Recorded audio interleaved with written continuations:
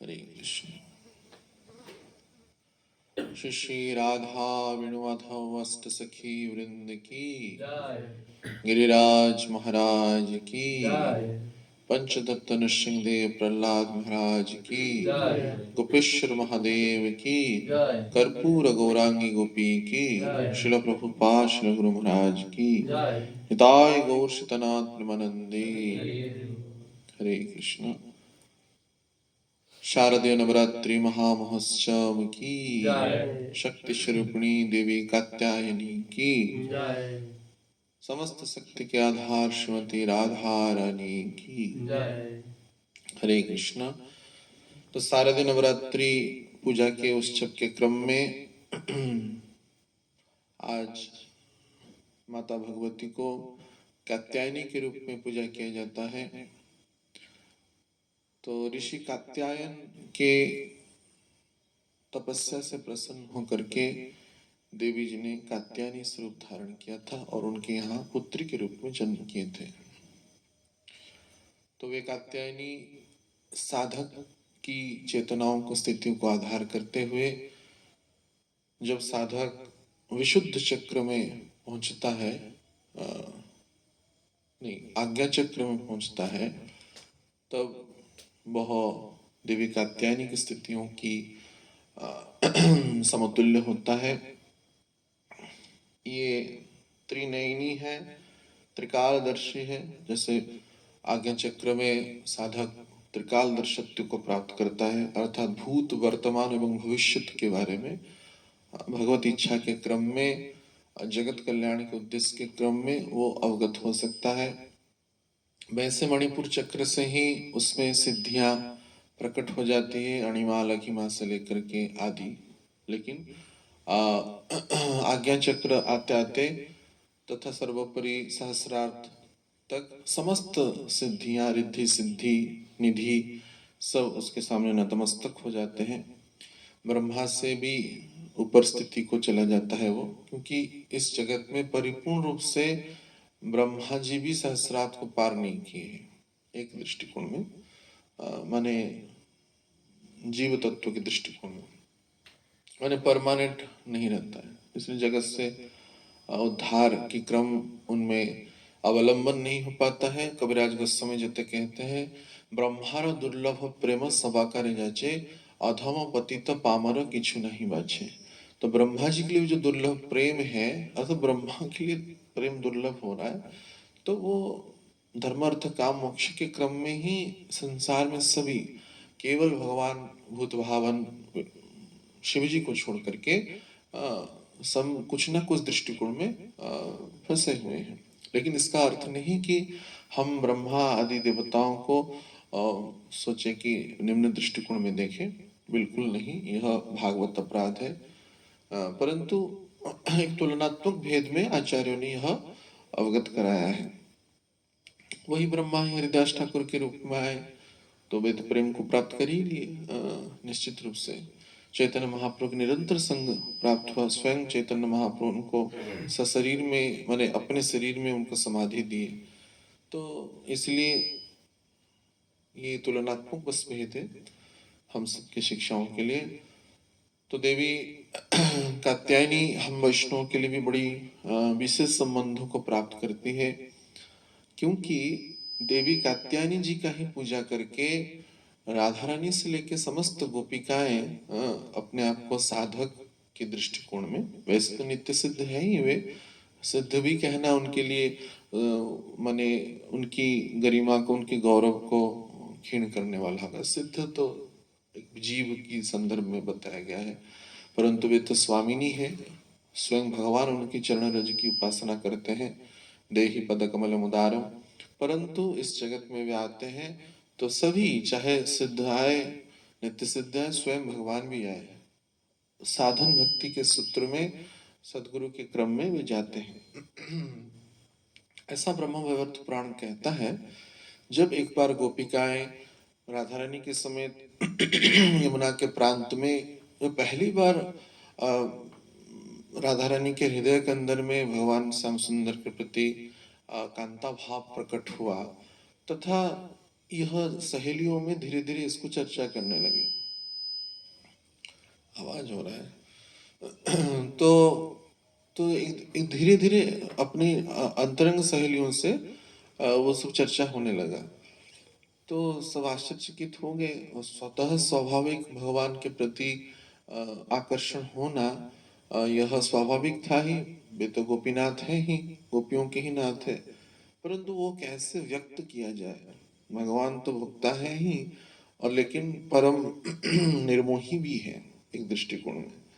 तो भगवान अब माने ये व्यक्तता जो है, इसकी कई क्रमबद्ध लीलाएं हैं, इसको संक्षिप्त में कहना सहज नहीं है, परंतु यह माने होता है ना, किसी किशोरी के से माने चेतनाओं में यह आता है कि उसके प्रति उसका भाव वृद्धि होता है, तो उसको व्यक्त करने में संकोच होता है, लज्जा आता है।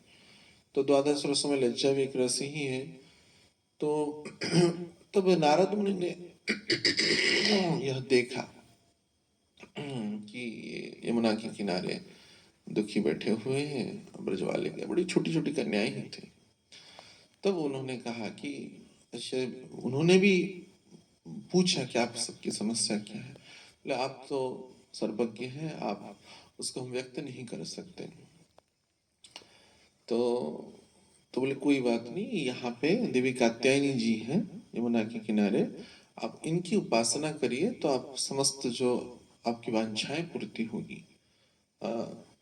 तो श्रीमद् भागवत में कात्यायनी पूजा का क्रम बताया गया है।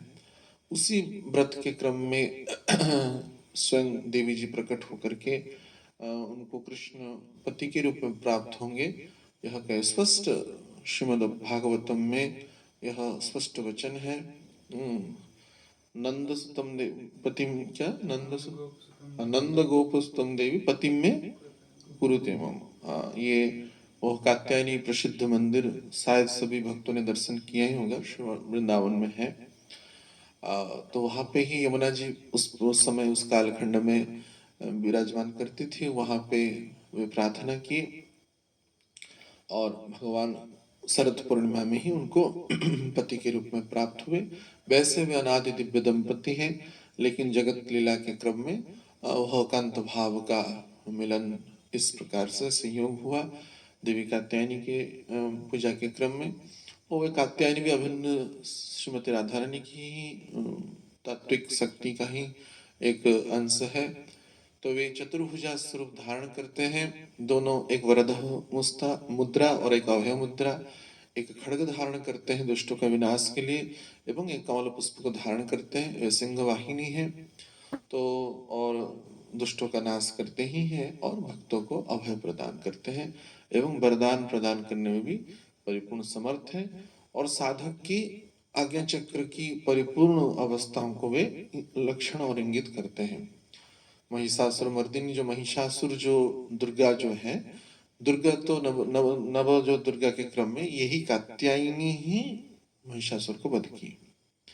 कात्यायनी स्वरूपिणी जो है, महिष भैंसा जो जैसा शरीर सिंह रखने वाला उस महिषासुर का इन कात्यायनी देवी ने ही वध किया, जो कि उनकी माने दुर्गा देवी का द्वितीय नाम भी कात्यायनी है। वैसे तो अभिन्न तत्व है ही। तो ये इस प्रकार से जगत में उन्होंने लीला विलास किया और शक्ति स्वरूपिणी माता का आज्ञा चक्र की परिपूर्ण अवस्था को यह साधक के दृष्टिकोण में लक्षण करते हैं। तो साधक भी जब आज्ञा चक्र के क्रम में आता है, एक तो अनाहत से विशुद्ध शुद्ध सरस्वती प्रकट होने के बाद न केवल गुरु तत्व के रूप में प्रकट होता है विशुद्ध चक्र आते आते, अपितु आवश्यकता पड़ने पर दुष्टों का भी संहार करते हैं। जैसे वेण राजा का साधुओं ने, हरि बोल, वेण राजा का साधुओं ने संहार किया, यह देखा गया। तो उसी क्रम में यह दंडधारी शक्ति भी है। तो इस प्रकार से जगत विलास के क्रम तो लीला किया और परित्राणाय साधुनां विनाशाय च दुष्कृतम् यह लीला भी करते हैं।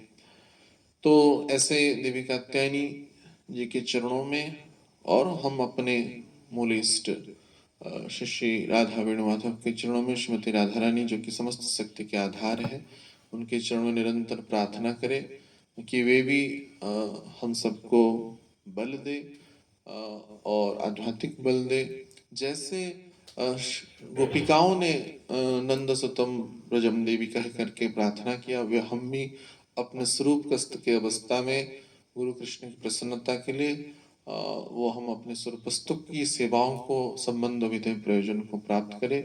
कात्यायनी देवी जो देवी भगवती स्वरूपिणी है, तो निश्चित वे कृपा करेंगी। जैसे गोपिकाओं को उन्होंने वरदान दिया, हम सबको भी यह अभिष्ट वरदान वे अवश्य देंगे। निष्काम भाव से हम अपने जो भगवान वेणुमाधव ने हमको प्रकट किया, राधा रानी ने प्रकट किया, जिस स्वरूप की अवस्था से, वो स्वरूप वस्तु के हिसाब से हम भगवान की नित्य सेवा सानिध्य में संयोग में अवस्थान करें, यही हम प्रार्थना करें। हरे कृष्णा कृष्णा कृष्णा हरे हरे, हरे राम राम राम हरे हरे। अच्छा, ब्रजवासी लोग ये भी कहते हैं कि भगवान कृष्ण जब माने ये तो वैवस्वत मनंतर की 28 क्रम में यह लीला हुआ, भगवान कृष्ण को प्राकट्य हुआ, लेकिन अनंत काल से भगवान प्रकट हो रहे हैं। तो कात्यायनी देवी का यह विग्रह कैसे प्रकट हुआ, इस संदर्भ में लोक कथाएं इस प्रकार का है। इस संदर्भ में थोड़ा अवगत कराते हैं कि कई एक कल्प में जब भगवान कृष्ण कंस का वध करने जा रहे थे, तो जब अक्रूर आदि के क्रम में अक्रूर घाट से निकलने लगे, तो मैंने उससे पहले ही जब भगवान कृष्ण ने देवी कात्यायनी का पूजा किया था यमुना के किनारे, और उस पूजा के क्रम में भगवान कृष्ण ने स्वयं यमुना के कर्दमाक्त मूर्ति का अर्थात मिट्टी से देवी कात्यायनी का विग्रह का निर्माण किया था, और इस क्रम में कात्यायनी देवी का प्रकट है। तो देवी कात्यायनी का यहाँ अनन्य विशेष विग्रह श्रीधाम वृंदावन में ही है। बहुत लोग इस संदर्भ में अवगत नहीं होते। गोपेश्वर महादेव तो धीरे धीरे प्रसिद्ध हुए, पहले तो गोपेश्वर महादेव भी नहीं जानते थे, परंतु अभी भी व्यावहारिकता में वैष्णव के क्रम में कात्यायनी देवी की इतना विशेष तथाकथित अनन्यता या कट्टरपन के कारण जाते नहीं, लेकिन अवश्य ही समय के क्रम में जाना चाहिए देवी कात्यायनी देवी का मंदिर। और जैसे गोपिकाओं ने अपने इष्ट आराध्य की प्राप्ति के लिए ही प्रार्थना किया था, वैसे ही हम सभी उनके चरणों में प्रार्थना करें।